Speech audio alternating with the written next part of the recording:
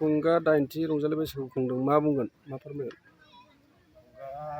ब्रैजिदाइनथि रंजालि बैसागु मेला जोंनि बे गोदान देलावसि गामिनि आजोला आरो आजोलि खौसेया बैसागु मेलाखौ फ्राय बोसोरफ्रोमबो जों खुंबोगासिनो थायो आरो सिगांनिफ्रायबो जिखिनि खुंबोगासिनो दं आरो उनावबो खुंबायानो थागोन। मानो होनबा जोंनि बे बर' हारिनि नेरसोन हारिमुजों लोगोसे जोंनि जानाय लोंनाय गाननाय जोमनाय जिउ खुंनाय गासैखौबो लानानै सोर माबायदि मावदों सोर माबायदि दांदों बे गामिनि गेजेराव सिनायथि होलायनो थाखाय बे रंजालि बैसागुनि गेजेरजों जोङो रायजो राजाखौ मोजां गाज्रि बानजायनो हानाय आरो लोगोसे समाजनि खामानि मावलांनाय बिबानगिरिफोरखौबो जोङो सिनायथि लानाय जायो आरो मा हाबाफारि लादों? लोगोसे जोङो फरायसुला फरायसुलिनि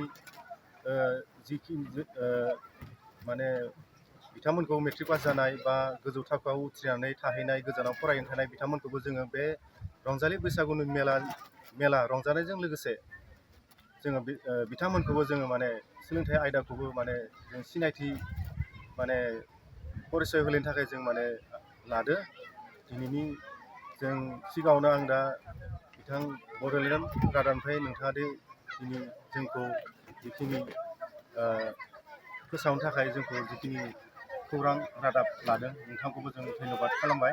मा हाबाफारि लादों बेयाव ओरैनो? हाबाफारियाव दिनै सिगाङावनो जोङो लांगोना बेखेवबाय, बिनि उनाव गेलेनायनि थाखाय जोंहा फिरफिला दिखांनाय हाबाफारि लादो आरो लोगोसे जोंनि आगु रुंसारि जालांनाय जोंनि बिमा बिफा बा फोरोंगिरि बा बाथौ सिबियारिनि रुंसारि जालांनाय बिथांमोनखौबो जोङो गोथैसि बावनाय हाबाफारि लादों आरो लोगोसे गेलेनाय खारनाय बादायलायनाय बे हाबाफारिखौबो लादों आरो लोगोसे मोसाखुंग्रि बैसागु मेलानि मोसाखुंग्रि सायख'नाय लादों आरो लोगोसे बिलिफां हारिमु गथ'फोरनि खन्थाइ आवरायनाय आरो समाज फोसाबनायनि बिबुंथिनि हाबाफारि लादो, सोलोंथाइनि आयदानि सोमोन्दैबो हाबाफारि लादो।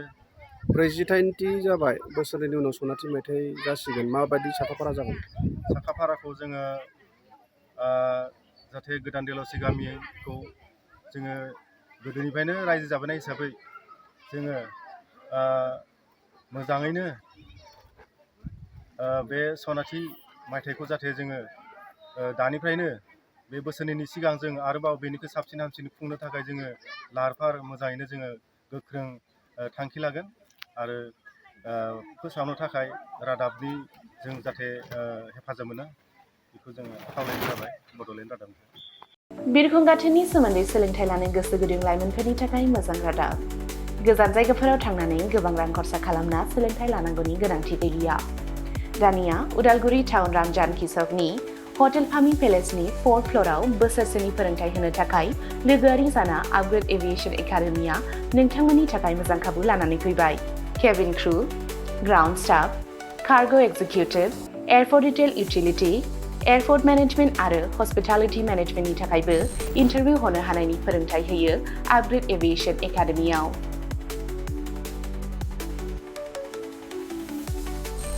मुं थिसननायनि सायख'नाया 18 बोसोरनिफ्राय 26 बोसोर बैसोनि गेजेराव जानांगोन।